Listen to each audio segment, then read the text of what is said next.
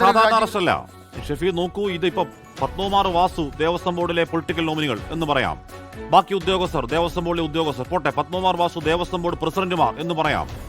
അങ്ങനെ രാഷ്ട്രീയ നേതൃത്വമോ ഉദ്യോഗസ്ഥ നേതൃത്വമോ അല്ല, ഇത് അവിടുത്തെ പൂജകൾക്ക് നേതൃത്വം നൽകുന്ന, അവിടെ അയ്യപ്പന്റെ ഒരു പ്രതിനിധി എന്ന നിലയ്ക്ക് അതേ, ഒരുപക്ഷെ അത്ര ആരാധന അല്ലെങ്കിലും അതേ ആരാധനയോട് വിശ്വാസികൾ അത്ര ഭക്തിയോടുകൂടി കാണുന്ന ഒരു വ്യക്തി ഈ പറയുന്ന മാരകമായ കൊള്ളയിൽ പങ്കുള്ള വ്യക്തിയാണെന്ന് പറഞ്ഞാൽ അത് ഭയാനകമാണ് ഷഫീദ്. അശ്മി, ഉറപ്പായിട്ടും. കാരണം ഈ ഭക്തരെ സംബന്ധിച്ച് അല്ലെങ്കിൽ അയ്യപ്പ വിശ്വാസികളെ സംബന്ധിച്ച് ഭഗവാനെ പോറ്റേണ്ട, ഭഗവാനെ കാക്കുക എന്ന് നമ്മൾ സാധാരണ പറഞ്ഞത് ഭഗവാനെ കാക്കേണ്ട ഉത്തരവാദിത്തം ദേവസ്വം ബോർഡിനായിരുന്നു. പക്ഷേ ഭഗവാനെ പോറ്റേണ്ട, ഭഗവാന് കർമ്മങ്ങൾ ചെയ്യുന്ന പ്രധാനപ്പെട്ട ആൾ അല്ലെങ്കിൽ പ്രതിഷ്ഠയുടെ പിതൃസ്ഥാനത്ത് സങ്കല്പിക്കപ്പെടുന്നയാളാണ് പോറ്റി എന്ന് പറയപ്പെടുന്നത്. സ്വാഭാവികമായും ആ തന്ത്രി എന്ന് പറയപ്പെടുന്നത്.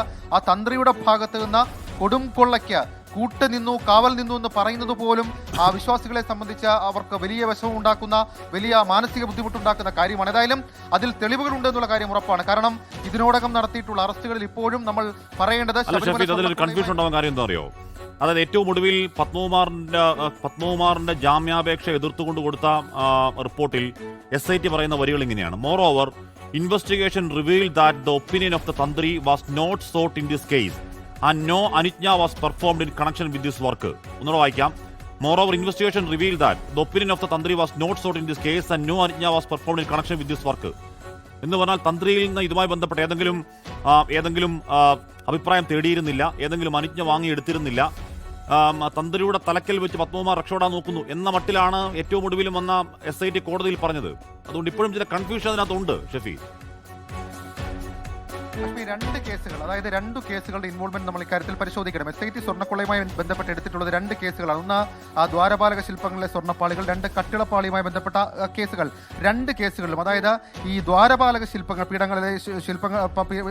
ദ്വാരപാലക പീഠങ്ങളിലെ ശില്പങ്ങളുമായി ബന്ധപ്പെട്ട് അല്ലെങ്കിൽ സ്വർണ്ണപ്പാളികളുമായി ബന്ധപ്പെട്ട കേസിൽ അന്വേഷണ സംഘം അത് കൃത്യമായി തന്നെ പറഞ്ഞിട്ടുണ്ട്. ആദ്യം ആ കത്ത് മൂവ് ചെയ്യുന്നത് എവിടെ നിന്നാണെന്ന് അന്വേഷണ സംഘം തന്നെ പറഞ്ഞിട്ടുണ്ട്. ആ കത്തിന്റെ പരിശോധന അടക്കമുള്ള കാര്യങ്ങൾ നടത്തിയിട്ടുണ്ട്.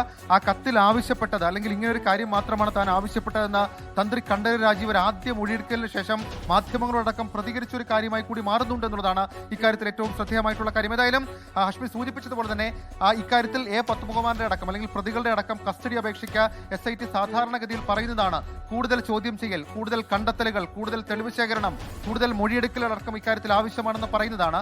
സാധാരണഗതിയിൽ നമുക്ക് അങ്ങനെ മാത്രമേ മനസ്സിലാക്കാൻ കഴിയുള്ളൂ. പക്ഷേ ഒന്ന് നോക്കൂ ഹഷ്മി, ഈ വിഷയത്തിൽ തന്ത്രി എന്ന് പറയപ്പെടുന്ന പേരിലേക്ക് അന്വേഷണ സംഘം എത്തിച്ചേരണമെങ്കിൽ കസ്റ്റഡിയോ ചോദ്യം ചെയ്യലോ മൊഴിയെടുക്കലോ എന്നതിനൊക്കെ അപ്പുറത്തേക്ക് അറസ്റ്റിലേക്ക് അന്വേഷണ സംഘം എത്തിച്ചേരണമെങ്കിൽ സോളിഡ് ആയിട്ടുള്ള ചില വിവരങ്ങൾ അത് അന്വേഷണ സംഘത്തിന് ലഭിച്ചതിന്റെ അടിസ്ഥാനത്തിൽ മാത്രമാണ്. അത് കേവലം ഏതെങ്കിലും തരത്തിൽ ഒരു ടവറിന്റെ പരിധിയിൽ ഉണ്ണികൃഷ്ണൻ പോറ്റിയും തന്ത്രിയും അല്ലെങ്കിൽ ഈ പറയുന്ന പ്രതിപട്ടികയിലുള്ള മറ്റുള്ളവരും നിന്നതുകൊണ്ട് മാത്രമല്ല, അതിനപ്പുറത്തേക്ക് അവരുടെ ഏതെങ്കിലും അക്കാര്യം ശരിയാണ്.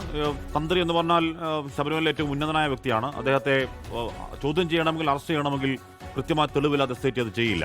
കോടതി റിപ്പോർട്ടിൽ അതെന്ത് പറഞ്ഞാലും ലോകത്തെവിടെയായാലും ഏത് സമയത്തും 24 വാർത്തകളും ഓഗ്മെന്റഡ് റിയാലിറ്റി പാക്കേജുകളും എക്സ്പ്ലെയിനറുകളും വിശദമായി കാണാൻ ഞങ്ങളുടെ YouTube ചാനൽ നിങ്ങൾക്ക് സബ്സ്ക്രൈബ് ചെയ്യാം.